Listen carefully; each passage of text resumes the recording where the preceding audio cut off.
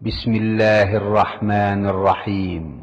পরম করুণাময় ও অসীম দয়ালু আল্লাহর নামে শুরু। والعاقبة للمتقين ولا عدوان إلا على الظالمين والصلاة والسلام على خاتم الأنبياء والمرسلين نبينا محمد وعلى آله وصحابته الغر الميامين. أما بعد فأعوذ بالله من الشيطان الرجيم. أم لهم شركاء شرعوا لهم من الدين ما لم يأذن به الله.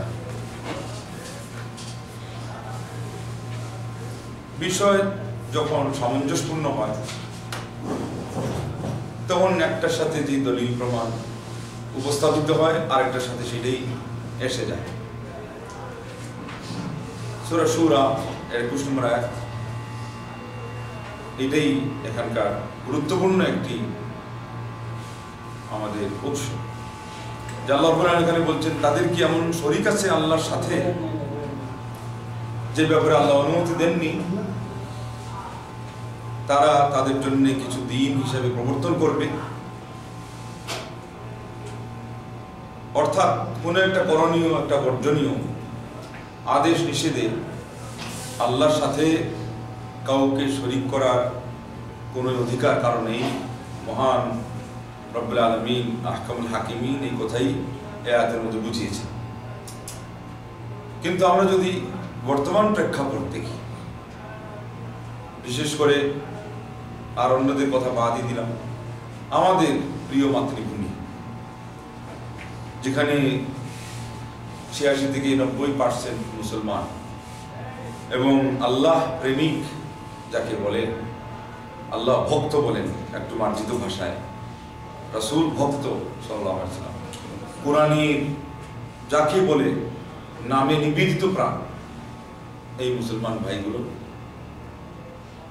তারা কি এই যে আবেগ, এই যে তাদের আল্লাহকে পাওয়ার যে একটা আকুতি, সেটাকে নিরঙ্কুশ রেখেছে, নাকি এই আয়াতে আল্লাহ পাক যেই বিষয়ে নিষেধাজ্ঞা করেছেন তার মাধ্যমে এটাকে কলুষিত করে ফেলেছে? যদি নিরঙ্কুশ রাখে আবেগ এবং তাদের মনের যে আকুতি, আলহামদুলিল্লাহ, চিন্তার কারণই নেই, কারণ এটা বড় একটা বিষয়। মন প্রস্তুত থাকা, সেই সাথে যদি খালি আমলটা নিরাপদ থাকে আপদ থেকে, শিরিকের বেদাতের, এই মানুষ অনেক অনেক আশাবাদী থাকতে পারে যে সে গন্তব্যস্থলে পৌঁছবে। কিন্তু সমস্যা সেখানেই দেখা দিবে অত্যন্ত কঠিনভাবে। যদি এই আবেগটাকে বিবেকের আবরণী দিয়ে এবং তার চেয়ে গুরুত্বপূর্ণ শরীয়তে ইসলামের অনুশাসন দিয়ে সেটাকে যদি নিয়ন্ত্রিত না করা হয়, তাহলে তাকে বহুদূর এই আবেগটাই, আল্লাহ পাওয়ার ইচ্ছা, অদম্য বাসনাটাই আল্লাহ থেকেই তাকে বহুদূর নিয়ে যাবে, সে বুঝতে পারবে না। আসুন আমরা ভূমিকা লম্বা না করে সরাসরি উদাহরণ এসে যাই। আজকে যে রজব মাস চলছে, এই মাস কিন্তু ইসলামে 4টি সম্মানী মাসের একটি মাস। যুলকাদা, যুলহিজ্জা, মুহররম, আর এখানে হলো রজব। এর আসল নিয়ম ছিল তার সম্মান বজায় রাখার, যে এই মাসগুলোতে মুসলমানরা নিজেদের পক্ষ থেকে যুদ্ধের সূচনা করবে না। এর অর্থ হলো যদি অন্যরা করে থাকে অথবা আগ থেকে চালু থাকে, সেটা স্বতন্ত্র। যুদ্ধের সূচনা না করার মাধ্যমে এই মাসের সম্মান প্রদর্শন করা হবে। ইসলামের পক্ষ থেকে এই পর্যন্তই, এটাই শুরু, এটাই শেষ। সে যে হুবহু রজব মাস হিসাবে এটাই শুরু, এটাই শেষ। কিন্তু জাহিলি যুগে এই রজব নামে একটা কিছু ছিল, আল্লাহ নবী সেটাকে কেটে দিয়েছে। আমাদের এখানে এরকম কিছু নাই। কিভাবে তাহলে, কোথা থেকে, কখন আমাদের সমাজে এখন রজবী উমরা এসে গেল, শবে মেরাজ এসে গেল, 27শে রজব এসে গেল? কোথা থেকে আসলো? কোন কি তার ভিত্তি আছে? বরাত সম্পর্কে দুর্বল হলেও একটা হাদিস পাওয়া যাবে, দুর্বল, আর দুর্বল হলে এটার উপর দাঁড়ানো যায় না। কিন্তু রজবে এমন কিছু কি আছে? এমন কিছুও নাই। তাহলে এমন কি এমন আবসা আবসা কিছু একটা আছে এটাকে দেখে তারা মনে করলো যে এখান থেকে হঠাৎ বৃষ্টি হয়ে গেল? সেটাও আমরা বলতে পারি। সেটা হলো যে এখানে মেরাজ নামক যে আল্লাহ নবী সাল্লাল্লাহু আলাইহি ওয়াসাল্লামের জীবনে একটি অত্যন্ত গুরুত্বপূর্ণ এবং তাৎপর্যবহ ঐতিহাসিক ঘটনা ঘটেছিল, সেটার কথা তারা বলে থাকে, তারা বলে। কিন্তু সেখানেও যদি আমরা ইতিবৃত্ত খুঁজি তো দেখা যায় 6টি মন্তব্য আছে যে রজব সহ মেরাজের এই ঘটনাটা কোন মাসে ঘটেছিল। বাকি আর 5টি মন্তব্য হলো রজব ছাড়া অন্য মাসে। তার মধ্যে কিছু আছে রমজানের উপর। 6টা মন্তব্য যদি থাকে আর সেখানে 5টা একদিকে, তার মানে পুরো হাতের 5 আঙ্গুলি একদিকে, আর এখানে 1 আঙ্গুলি ধরনের যে বৃদ্ধাঙ্গুলি যদি হয়, তো এই বৃদ্ধাঙ্গুলি দিয়ে আপনি এই হাতের 5 আঙ্গুলির মোকাবেলায় কিছু একটা করতে পারবেন নাকি? এমনি তো বোঝা যাচ্ছে যে জিনিসটা কত দূর। এই হলো অবস্থা।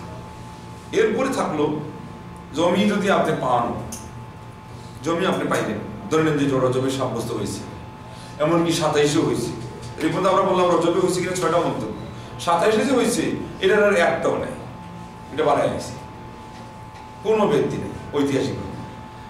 তাইলে ধরে নেন যে তারপরেও রজবও পাইলাম, 27-ও পাইলাম, মানে আমি জমির মালিক হইলাম। জমির মালিক যদি আমি হই, তো ইসলামের উৎস হিসাবে আপনি মালিক কিন্তু নিজে হন না, এটা আল্লাহর পক্ষ থেকে হয়েছে বলে তিনি দাবি করতে চাচ্ছেন না, যদিও আপনি এটা বুঝেন না যে আল্লাহর পক্ষ থেকে এটা সাব্যস্ত হয়নি। তাইলে জমি যে আল্লাহ দিলেন, চাষও সেই আল্লাহর পক্ষ থেকেই করতে হবে তার নিয়ম নীতি অনুযায়ী। যেমন রমজানে কদরের রাত, সেখানে 27টা রং ডিলিট করে দেন, ক্রস দেন। এরপরে রাখেন কোনটা 21, 23, 25, 27, 29। তাইলে জমি পাইলেন, আল্লাহর পক্ষ থেকে পাইলেন। আল্লাহ নবী সাল্লাল্লাহু আলাইহি ওয়াসাল্লাম বলছেন যে কোনো বেজুর রাতে হতে পারে। এবার এই রাত্রে কি করবেন? চাষ। সেটাকে আপনি আমি নিজেরা করতে পারি না, আল্লাহ রাসূলের পক্ষ থেকে বীজ চাই, চাষাবাদের নিয়ম চাই, সেই জন্যই তো আপনি 4 রাকাত যে কদর রাতের নামাজ, এটা এলাও না আপনার কাছে, এটা এলাও না। কেন? আপনি বীজ নিয়েছেন, জমি নিয়েছেন যে আল্লাহর কাছ থেকে, যে নবী সাল্লাল্লাহু আলাইহি ওয়াসাল্লাম মারফতে বুঝে পেয়েছেন, চাষের সকল পদ্ধতিগুলো ওনার কাছ থেকে নিবেন। তাহলে রজবে দেখা গেল প্রথমে জমি পেলাম, এরপরে আপাত দৃষ্টিতে বললাম যে আচ্ছা ঠিক আছে, ধরে নিয়ে পেয়ে গেলেন। তো পাইলে পরে চাষটা যে করবেন, আপনি কিসের ভিত্তিতে, কার নিয়ম ফর্মুলা অনুযায়ী করবেন? দেখা গেল যে কিছুই আল্লাহর পক্ষ থেকে দেওয়া নেই, নিজেরা আন্দাজে ফান্দাজে যার যেদিকে ইচ্ছা, কেউ গিয়ে ক্ষেতের মধ্যে কাস্তে নিয়ে চলে গেছে, জমি এখন পর্যন্ত ফসল লাগায় নাই, এগুলো ধান তুলবে, কেউ আপনার কোড়াল নিয়ে কাটতেছে, গাছ নেই কিছু নেই, কোড়াল নিয়ে হাজির, কেউ কোদাল নিয়ে হাজির, কেউ দাও নিয়ে, কেউ পন্থী। এগুলো কি অবস্থা? এর বাস্তব প্রমাণ হলো কেউ পয়লা জুমা, কেউ 22 রজব। 22 রজবে কুন্ডি পালন করা হয়। আমাদের দেশে হয়তো এই আপদে কোনো যায় নাই, পাকিস্তানে, ভারতে কুন্ডি 22 রজব। এটা দেখি এতক্ষণে শুনলাম 27, এখন দেখা যায় 22। তাইলে বুঝা গেলে এখানে আমরা চক্রান্তে পড়ে গেছি, গুলাটে হয়ে গেছে না। আপনার যখন দেখবেন যে অনেক জমি দাবি করে বসছেন, হঠাৎ করে জমির ওখানে গিয়ে দেখেন যে এমন লোক এখানে আসে, এরা কয় যে এই জমি আমাদের 14 গোষ্ঠী পর্যন্ত আমরাই এখানে দখল করে আমরা এটা বুক করছি, আপনি করতেই নাইছেন।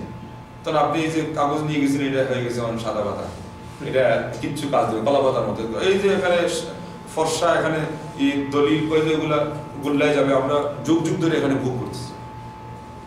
এখন দেখা যায় খোঁজ নিয়ে এই রজবে জমি দখল করে বসে আছে আগে শিয়া ভাইয়েরা, এদেরকে ভাইও তো বলা যায় না, শিয়া খানদানের লোকজন, এরা 22 রজবে কুন্ডি পালন করে।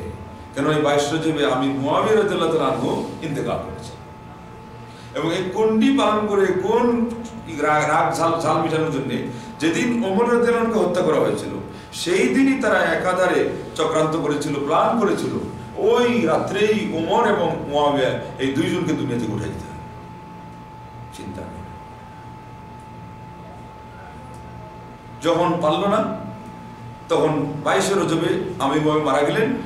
এবার শিয়াদের ঈদের দিন আসলো, শিয়াদের ঈদের দিন, আনন্দের দিন। হ্যাঁ, একজনের তো সরাইছি আমরা, আরেকজনকে হত্যা করতে পারি না, থেকে গেছিল, তো শেষ পর্যন্ত আল্লাহ তারে সরাইছে। এবং খুশিতে তারা 22 রজব কুন্ডি নামক উৎসব পালন করে আমির মুআবিয়া রাদিয়াল্লাহু আনহু আল্লাহর নবী সাল্লাল্লাহু আলাইহি ওয়াসাল্লামের ওয়াহির লেখক এবং মুমিন সম্প্রদায়ের সকলের মামা, আল্লাহু আকবার, এবং আরব সমাজের, খালি মুসলিম সমাজ না, তৎকালীন সময়ের আরব সমাজের সবচেয়ে বড় কূটনীতিবিদ, তাকে বলে দাহিয়াতুল আরব, তীক্ষ্ণ বুদ্ধি মত্তার অধিকারী এই সাহাবী। তার মৃত্যুতে তারা আনন্দ করে কুন্ডি পালন করে, বলেন হায় হায় হায়। আর আমরা এখন আমাদের সমাজেও 22 রজবও পালন করা হয়, সেই সাথে আরো কি পালন করা হয়। শিয়ার যে জায়গা দখল করছে, এখানে দেখা গেল একটু আগে পাইলেন যে রজব দখল করছে, শাবানও তারা দখল করে বসে আছে আগ থেকে। এগুলো শিয়ার থেকে যারা তওবা করে সুন্নি হয়েছে তারা বলছে 15ই শাবান শিয়াদের ইমাম মাহদির জন্মদিবস। আসকারি কায়েম বিআমরিল্লাহ তার নাম। 4 বছর অথবা মতান্তরে 8 বছর বয়সে উনি আসমানে চলে যান, সেখানে 40 বছর বাস করে আল্লাহর সাথে ওখানে থেকে কোরআন যে 30 পারা ছিল ওটাকে 90 পারাতে উন্নীত করলেন। এই 30 দিয়ে কাজ হবে না, আমি 40 বছর এখানে আপনার সাথে আছি, বোঝাপড়া করতেছি, মোহাম্মদ এই 30 পারা দিয়ে এসছে, এগুলো কোনো সঠিক করে নাই, এখন 90 পারা আমাকে দিয়ে পাঠিয়ে দেন। এই 40 বছর পর আল্লাহ পাঠিয়ে দিয়েছেন।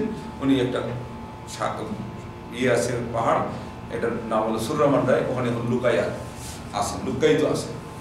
উনি যতদিন পর্যন্ত বের হবেন না ততদিন পর্যন্ত মক্কা মদিনা সহ পৃথিবীর সকল মসজিদ সহ নাপাক। সেই জন্য ওই ধর্মের অনুসারীরা মসজিদ নববীতে হোক হারামে হোক নামাজ পড়তে গেলে হয় টিস্যু একটা দিয়েছে তার জন্য, আর না একটা গামছা দিয়েছে সেটার জন্য, কারণ এগুলো হলো নাপাক। ওই ইমাম বের হয়ে যেদিন পাক করবেন সেদিন এটা যায়। আর পাকের প্রক্রিয়া কি? ওই কায়েম বিআমরিল্লাহ বের হওয়ার পরে সর্বপ্রথম পাহাড় থেকে বের হয়ে এই যে আমরা যারা আছি, আমাদের মসজিদে যারা ইমাম আছে, এগুলো শিয়া হয় নাই কেন? সকল সুন্নি মসজিদের ইমামদেরকে হত্যা করে দিই। আর সব মসজিদগুলোকে একাই কি ইমাম মেহদির ঘটনা শুনছেন, তরবারি দিয়ে যুদ্ধ করবে, এই ইমাম মেহদি কিল ঘুষি দিয়ে সকল সুন্নি ইমামদেরকে মাইরা মুইরা মসজিদগুলোকে ভাঙ্গা সোজা চলে যাবে মদিনায়। মদিনায় গিয়ে সর্বপ্রথম কবর থেকে নবীরে তুলবে, তুলে বলবে আগে আপনি আমার হাতে বায়াত হন। কি করছেন এতদিনে যে অন্যায়গুলো করছেন, আমার হাতে বায়াত করেন, তাছাড়া আপনারও নিস্তার নেই। আল্লাহ, কি নবী পাইছেন আপনারা? শিয়াদের আসল নবীর খবর নিয়েছেন কি? আমাদের নবী মুহাম্মদ সাল্লাল্লাহু আলাইহি ওয়াসাল্লাম অলমোস্ট 1,24,000 নবীদের সর্দার হবেন কি আমাদের দিন, সেই নবী তাদের ইমামের হাতে বায়াত করবে। এগুলো তাদের হলো স্বপ্ন, অভিলাষ। তারপরে নবী তো বায়াত করলেন, তো এখন ঠান্ডা জানটা বাঁচল। এরপরে আবু বকর ওমর, এদের বায়াতটাই তো নাই, এদের উপরে এতই রাগ, দুইজনকে তুলে উল্টা করে বেঁধে, সে ছাগল যেরকম করে আপনারা চামড়া তুলেন, এইভাবে করে চামড়া তুলে কি দুর্রা লাগাবে, এই দুইজনই হলো সবচেয়ে বড় অপরাধী। আর এগুলো তার আগেই বলে রাখছে, এই দুইজন নাকি কুরাইশের দেবতা, কুরাইশের দেবতা নাম দিয়েছে আল্লাহ নবী সাহাবীদের। এই জন্য রাফসানজানি কয়েক বছর আগে এখানে জিয়ারত করতে এসে থুতু দিয়েছে কার কবরে? আবু বকর সিদ্দিক রাদিয়াল্লাহু আনহু কবরে। বলেন হায় হায় আক্ষেপ। এরপরে দুইজন বায়াত করবে, দুইজনকে শাস্তি দেওয়া হবে। এরপরে বাদ আছে মা আয়েশা রাদিয়াল্লাহু আনহা। তাদের কথা হলো আয়েশা রাদিয়াল্লাহু আনহার সম্পর্কে যে দুর্নাম প্রেরণা করার কথা কোরআন বলছে, দুর্নাম না, এটা বাস্তবেই হয়েছে।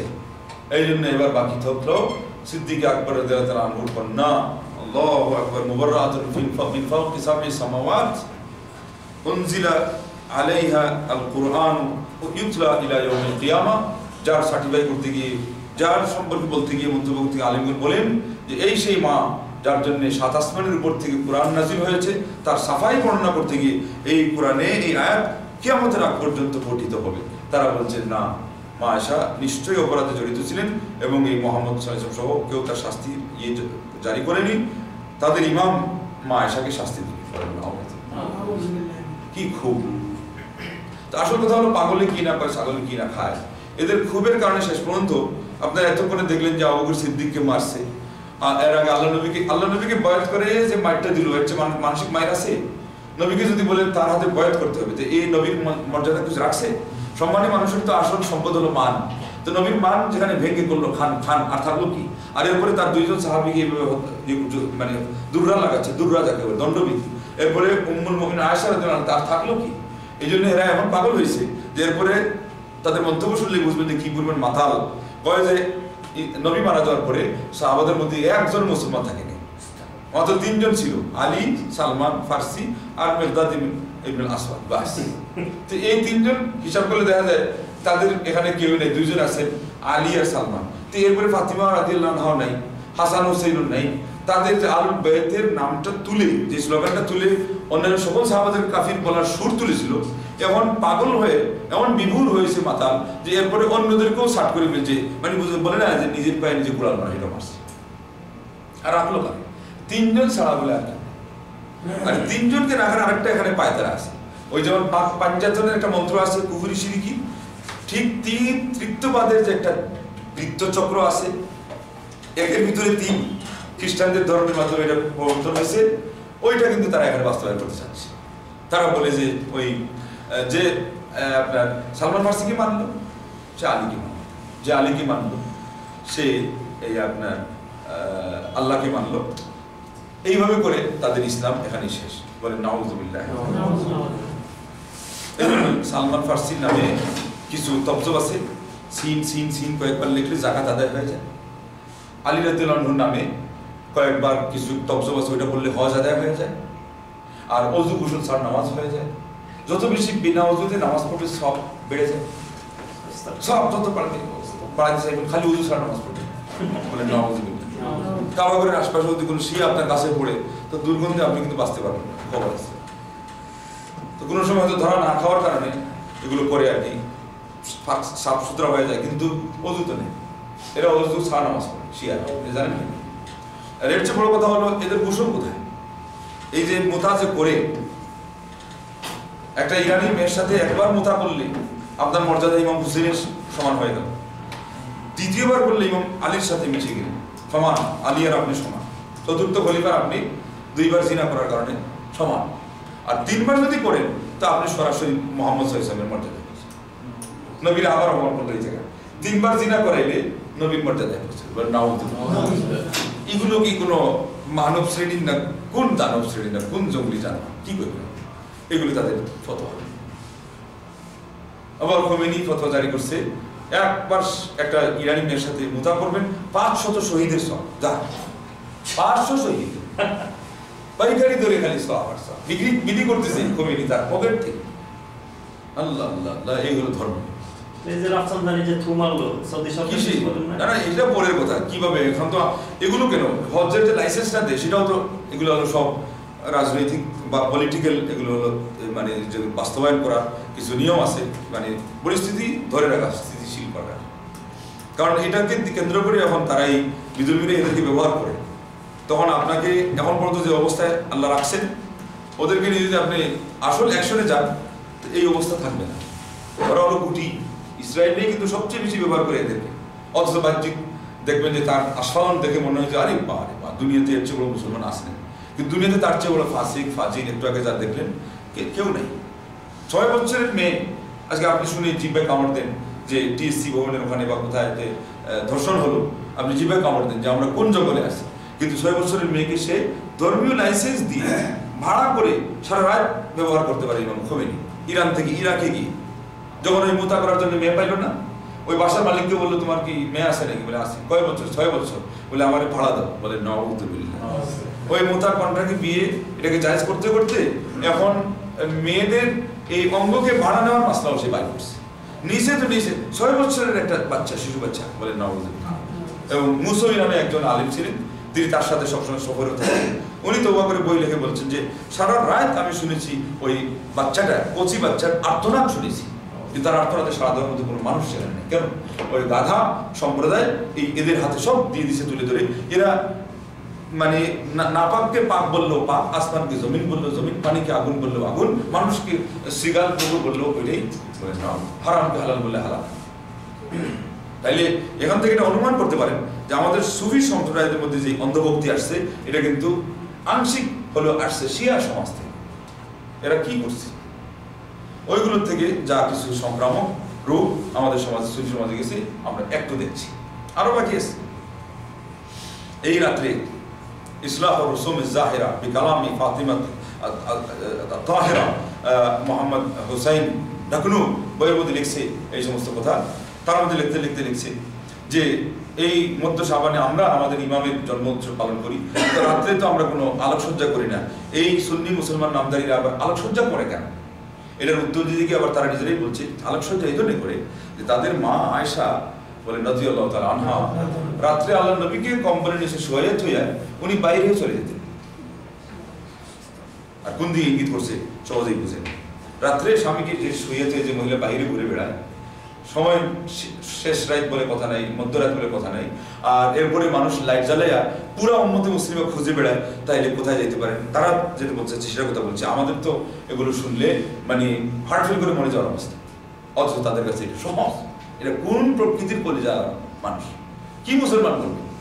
কয় মা আয়েশা রাদিয়াল্লাহু আনহা চলে যেতেন, সেই জন্য সুন্নিরা লাইট জ্বালায় তাদের মাকে খুঁজে ওই রাত্রে বলে মা কোথায় গেল রে?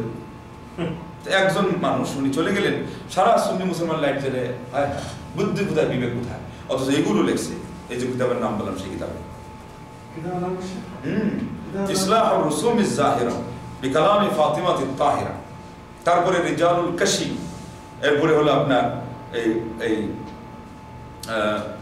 কম্মি বই, এগুলো বইয়ের মধ্যে তারা লেখছে এইসব কথা। আল্লাহ আমাদেরকে হেদায়েত করুন, আল্লাহ আমাদেরকে বুঝ দান করুন। তো এগুলো তাহলে মানে 100টা অপরাধের একটা কিঞ্চিত সাগর সম অপরাধের 1 ফোঁটা 1 বিন্দু কথা। কোরআনকে যে 90 পারা বলে তার মুসলমানই থাকে কোথায়? 90 অক্ষর যদি বেশি বলে, একটা অক্ষরকে 90 ভাগ করে যদি 1 ভাগ কেউ বলে যে কোরআনে হয় অ্যাড হয়েছে যুগ আর নইলে বাদ গেছে, হে মুসলমান থাকে না। সর্বসম্মতিক্রম সেখানে তারা আরো 2/3 বেশি। আর ওইটা কি আরেক সুর দিয়ে আমাদের সমাজে সুফিরা বলে 90,000 কালাম। শুনছেন? 90,000 কালাম, ওই 90 পারাকে 90,000 দিয়ে তারা হিসাব বোঝায়। সুফিরা ওই গ্রন্থ লিখেছে। আর এরা বলে না, কোরআনই 90 পারা ছিল, আল্লাহ নবী 60 পারাই গোপন করছেন। ওই তাদের ইমাম ওই পাহাড়ের গর্তের মধ্যে সেখানে কয়েকদিন এতদিন থেকে মুইকা একেবারে পাহাড় থেকে আবার কাদা কিশোর এগুলো খাইয়া এই আর 60 পারা গাজা মজা থেকে বাইক করে নিয়ে চলে আসছে। আর এরপরে ধর্মের নামে এগুলো করছে। এই হলো কিঞ্চিত আপনার ধারণা যে তারা আপনার 22 রজবে কি করে আর 27শে শাবানে কি করে।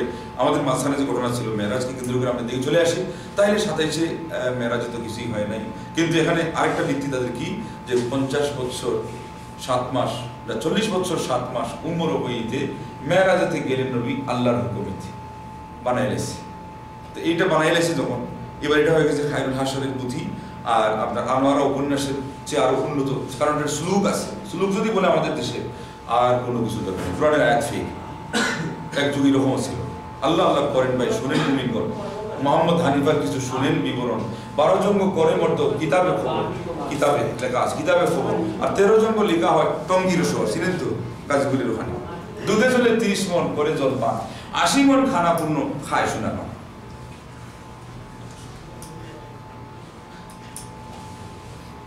কুওয়াতের হদ্দ আল্লাহ দিয়েছিলেন তাই। দুধে জলে 30 মন করে জল পান, 80 মন খানা পূর্ণ খায় সোনা পান। এরপরে বলেছে যে কুওয়াতের হদ্দ আল্লাহ দিয়েছিলেন তারে, এটা হলো সোনাবান। এই সোনাবান মোহাম্মদ হানিফা চ্যালেঞ্জ গ্রহণ করলো। তার সোনাবান এত মানে কুস্তিগির মহিলা আছেন বোধহয় আপনারা, কোন মায়ের সন্তান আপনারা? আরে কোন পুরুষরা তার চ্যালেঞ্জ গ্রহণ করতে পারে না।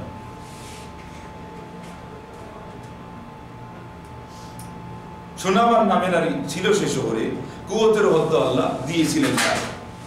তাই কেউ চ্যালেঞ্জ গ্রহণ করেনি। মোহাম্মদ হানিফা মদিনা থেকে চ্যালেঞ্জ গ্রহণ করেছে। রাস্তায় খিজিরের সাথে দেখা, খাজা খিজির বলেছে যান অসুবিধা নেই, আমি সাহস দিচ্ছি। এরপরে কি সাহস দিবেন আর ইনি কি সাহস করবেন? আসার পরে সোনাবানের নামে 80 মন খানা খায় প্রত্যেক দিন, আর 30 মন দুধে জলে পানি, অবস্থা খারাপ। আর মোহাম্মদ হানিফা প্রথম চান্সেই ওনার হাতে বল হয়ে গেছে, একটা বলের মতো করে মারছে ঢিল, আর ওই 5 মাসের রাস্তা মদিনা পার করেছে। আপনারা কোন মহিলার দেশের মানুষ? হ্যাঁ, নবীর বংশধর মোহাম্মদ হানিফারে আপনাদের মহিলা একটা ফুটবলের মতো ফিকে বানিয়ে দিচ্ছে। 5 মাসের রাস্তা হাজি সাহেব হজ করতে গেলে কত কষ্ট হয়ে যায়, এটাকে এক মুহূর্তের জন্য মদিনা পর্যন্ত পৌঁছাইছে। আল্লাহ, এইগুলো হলো আমাদের সমাজের হাদিস। আর খেতা মেতা দিয়ে মুরব্বীরা শুনছে সুনামার নামে চারি সুনামার নামে নারী ছিল সে শহরে আর কুয়োতে হতো আল্লাহ দিয়েছিলেন তারি এগুলো শুনেন তো? অবস্থা আর লোকজন মনে করছে এটা তো বিরাট পুরাণ আর কিসে ওই হিন্দুদের কোরআনের জায়গায় কোরআন পড়ছে আমাদের খায়রুন্নেসার প্রতি আনোয়ার উপন্যাস এই জায়গা থেকেই তো কারবালার ঘটনা বিকৃত হলো আজকে বলা হচ্ছে মীর মুশাররফকে কিংবদন্তি মানা এটা হলো নাতি ওই আপনার লালন শাহ নাতি জামা আর অধ্যাপক দেওয়ান আজরফ হলো হাসন রাজার নাতি আপন নাতি এগুলো হলো একটা ভণ্ড থেকে ভণ্ড বের হয়েছে দেওয়ান আজরফ কইছে যে আমার নানাকে আমি সারা রাত কাঁদতে শুনতাম কিন্তু একবারও মসজিদের দিকে পা বাড়াইতে দেখতাম না মসজিদের দিকে পা বাড়া রাত্রে হুম হুম করে কাঁদে এটা তো এই যে কান্না আর কি ওই শিয়াদের কান্না দেখছেন না হতে গেলে দেখছেন না কি একটা হাতের মধ্যে নিয়ে এই হিন্দুরা বন্ধু ফের এগুলো করছে এটা কি এটা মানে তামসা ছাড়া কিছু আল্লাহকে নিয়ে ফাজলামি মস্কারি করা আর ওরা হইগুলো করতেছে মানে ওই বৈরাগী দেখতাম শুরু করলে আমাদের এলাকায় ওদের যে রথের দিন আসতো কোনো বড় দিন তাদের বলে যেটা একটা সুর তুলতো ভয়ানক সুর আর ওর সাথে আজব একটা খেলতাম ওই কোরআন আল্লাহ বলছেন ওমা কানা সালাতু মিনাল বাইতিল্লাহ মুকান ওয়া তাসদিয়া ওরা মনে করছে এটা নামাজ কোথায় কাবা করে কি তালি আর শীষ বাজানো পুলুদ্দরি শীষ বাজান না এটা তাদের বলে ইবাদত তা আজকে এই শিয়ারা এগুলো শুরু করছে আর ওদের থেকে পাল্টায় নিয়ে শিরা সুনিরা সুফিরা কি করছে এটা তো আরেক সং আরেকটা ঢং এগুলো বলে ইবাদত ফাইজলামি ইবাদত কে ফাইজলামি এই সি একা যাই মুই একা সঙ্গে কেহ যাইব না মনের বাতি আসল বাতি মনের বাতির দরকার নাই চুপ চুপ চুপ চুপ এই তো